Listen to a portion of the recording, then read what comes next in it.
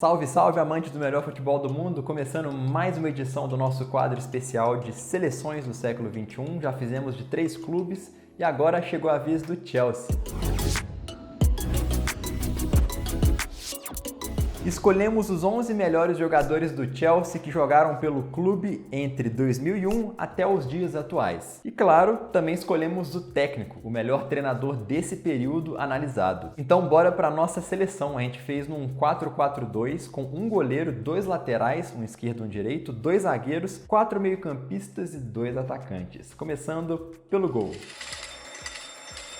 Petr Cech foi o nosso escolhido, contratado pela bagatela de 7 milhões de libras junto ao Rennes da França, né? E chegou ao campeonato inglês para fazer história. Ele já faturou a luva de ouro do campeonato inglês, conquistou inúmeros títulos com o Chelsea e também ficou marcado pelo seu capacete. Para quem não sabe, ele começou a usar essa proteção depois de um choque muito feio com o Stephen Hunt do Reading em 2006. O joelho do jogador acabou pegando na sua cabeça e desde então, né, como medida de segurança, ele precisou usar o famoso capacete pelo resto da sua carreira. Muito seguro, plástico nas defesas e sempre confiável debaixo das traves, ele acabou se tornando o estrangeiro com o maior número de partidas disputadas com a camisa dos Blues.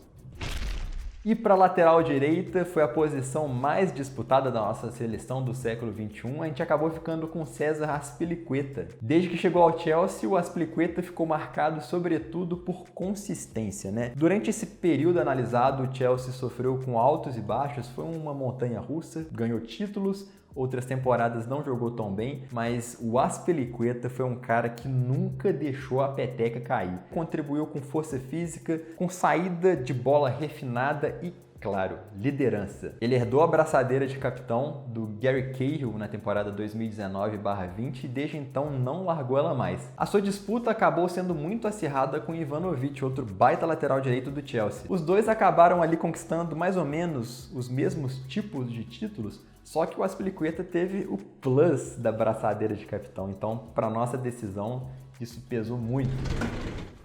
Indo agora para o nosso primeiro representante da zaga. O nome da vez é Ricardo Carvalho, o defensor português que jogou muito com a camisa azul. Acho que vocês vão concordar comigo, né? Ele fez com John Terry uma das maiores duplas de zaga da história do futebol inglês. Ricardo Carvalho não tinha um porte físico tão invejável, ele não era tão forte como a maioria dos zagueiros da Premier League naquela época, mas ele dava um jeito de compensar isso usando a cabeça. Portanto, por meio da sua inteligência tática, por meio da sua visão de jogo, ele conseguia detectar de onde que o perigo ia surgir no sistema defensivo. Então, por meio de uma antecipação, por meio de um desarme bem feito, ele conseguia afastar o perigo e por isso ele se destacou muito. A gente deu um spoiler aqui de quem seria o seu companheiro de zaga na seleção ideal do Chelsea no século XXI e agora é hora de falar dele, John Terry. John Terry que pegou para si a braçadeira de capitão na temporada 2005/06, depois do Desailly ter aposentado, e foi o líder do Chelsea até o final da sua carreira, até ele sair do clube. Com essa faixa no seu braço, ele levantou tudo quanto é título que vocês imaginarem. É lógico que a liderança é um ponto que a gente tem que se destacar aqui, mas John Terry não era apenas só isso. Letal nos desarmes, excelente no jogo aéreo, fazendo seus golzinhos de cabeça e também afastando o perigo sempre quando a bola estava no ar, e muito firme na marcação. Completando o nosso setor defensivo, vamos falar agora da nossa escolha na lateral esquerda, que foi o Ashley Cole. Ashley Cole, para os torcedores do Arsenal, um trocadilho aí com o fato dele ter sido mercenário, e um ídolo muito grande para os torcedores do Chelsea. Vale lembrar que o Ashley Cole se transferiu diretamente dos Gunners para os Blues, então ele é considerado um vira-casaca. Inclusive a gente tem um vídeo só de vira-casacas aqui no canal. Clica aqui no card que vai aparecer e assiste depois para você ver que tá muito legal. Nos Blues ele foi titular incontestável desde que chegou e o setor esquerdo do Chelsea ficou conhecido por ser muito bem defendido e marcado por ele. O Ashley Cole era um lateral completo, ele tinha visão de jogo, tinha agilidade e tanto atributos ofensivos quanto defensivos.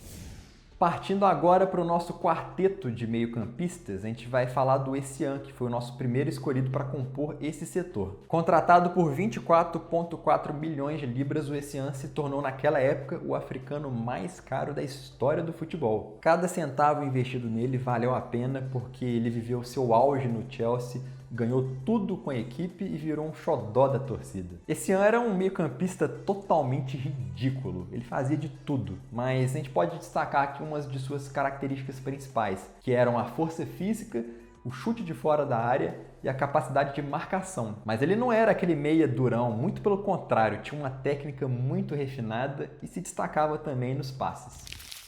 Nosso segundo homem de meio campo é o N'Golo Kanté, que ganhou aquele título inédito com o Leicester da Premier League na temporada 15-16, se transferiu para o Chelsea e continuou jogando uma barbaridade. O Kanté está em todos os lugares do campo, quem acompanha o futebol europeu está cansado de saber disso e não é meme. Ele corre uma barbaridade, marca uma barbaridade, faz a saída de bola e tem uma visão de jogo excelente. Foi eleito o melhor jogador da Premier League em 2016/17 pela PFA, né? O prêmio dado pela entidade, e no mesmo ano que ele faturou a Premier League com o Chelsea. E a cereja do bolo do Kanté, que é uma coisa que não tem nada a ver com a sua técnica, é o seu carisma extremo. Eu gosto de falar para todo mundo que quem não gosta do Kanté, boa gente não é.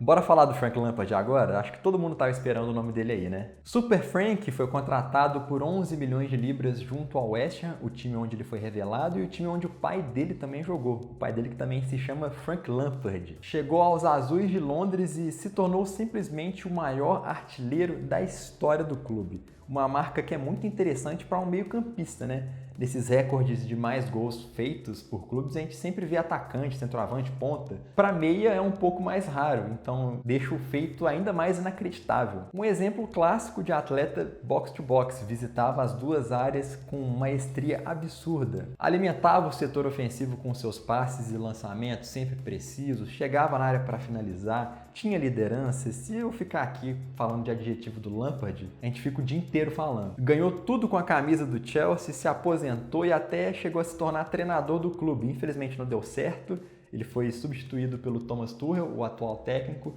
mas isso não apaga a história incrível do Frank Lampard nos Blues.